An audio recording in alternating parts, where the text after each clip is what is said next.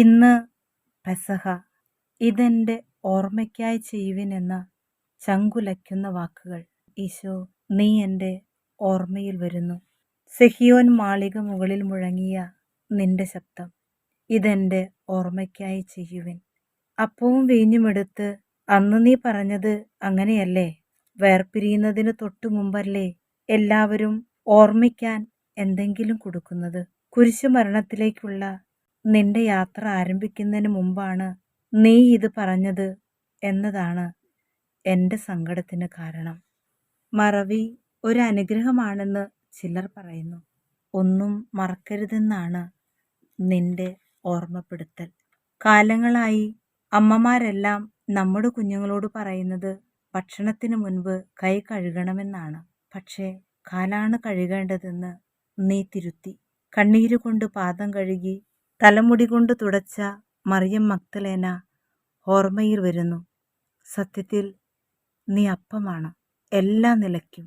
അപ്പത്തിൻ്റെ ഭവനമെന്ന് പേരുള്ള ബെത്ലഹേമിൽ കാലികളുടെ കച്ചിക്കൂട്ടിലായിരുന്നല്ലോ നിന്റെ ജനനം. എത്രയോ വട്ടം എത്രയധികം പേർക്ക് നീ അപ്പം വർദ്ധിപ്പിച്ചു നൽകി. ഉയർത്തെഴുന്നേറ്റതിന് ശേഷം എമ്മാവുസിലേക്ക് പോയ ശിഷ്യന്മാർക്കും അപ്പം നൽകിയപ്പോഴല്ലേ അവർ നിന്നെ തിരിച്ചറിഞ്ഞത്. പിന്നെ തിബേരിയാസിൻ്റെ കടൽ തീരത്ത് നീ ചുട്ടെടുത്ത അപ്പവും മീനും നിന്റെ ഓർമ്മകളിലേക്ക് തിരിച്ചു വരാൻ കാരണമായി. ഇന്നും ഞങ്ങൾ നിന്നെ ഓർക്കുന്നതും അപ്പമായി തന്നെ. എൻ്റെ ഊട്ടുമേശ ഇനി എന്നിൽ നിന്റെ ഓർമ്മകളാണ് ഉണർത്തുന്നത്. പകുത്തു നൽകിയ അപ്പങ്ങൾക്കേ ഇനി വിശപ്പടക്കാൻ കഴിയൂ. ഇനി അപ്പമെടുക്കുമ്പോഴൊക്കെ നിന്നെ ഓർമ്മ വരും. നിന്നെ ഓർക്കാതെ ഒരപ്പവും എനിക്കെടുക്കാനാവില്ല. ഇരു കൈകളും കൊണ്ട് ഭക്തിപൂർവം മാത്രമേ അപ്പമെടുക്കാൻ എനിക്ക് കഴിയൂ. കാരണം ഓരോ അപ്പത്തിലും നിന്റെ മുഖം തെളിയുന്നുണ്ട്. അപ്പമുണ്ടാക്കിയും അപ്പക്കലം കഴുകിയും ഇനി ഒരമ്മയും മടുക്കരുത്. ഏറ്റവും രുചികരമായി സുന്ദരമായി അമ്മയത് ഉണ്ടാക്കണം. കാരണം അത് നമ്മുടെ തമ്പുരാനാണ്. ഒരപ്പത്തെയും ഇനി ആരും നിന്ദിക്കരുത്.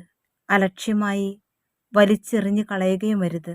കാരണം അത് നമ്മുടെ തമ്പുരാനാണ്. ഒരായുസ് മുഴുവൻ വിശുദ്ധ കുർബാന മാത്രം ഭക്ഷിച്ച് ജീവിച്ച വിശുദ്ധ ജന്മങ്ങൾ എനിക്ക് പാഠമാവുകയാണ് അല്ലേ ഈശോ? ഊട്ടുമുറിയിൽ അമ്മ വിളമ്പിയ അപ്പത്തിൻ്റെ മുമ്പിലിരുന്ന് ഞാൻ കരയുകയാണ്. കാരണം അപ്പമാകാൻ നീ നടത്തിയ കാൽവരി യാത്ര, ജനക്കൂട്ടത്തിൻ്റെ അട്ടഹാസങ്ങൾ, ചാട്ടവാറടിയും ആണിയടിക്കുന്നതിൻ്റെയും ശബ്ദം, രക്തത്തിൻ്റെ മണം.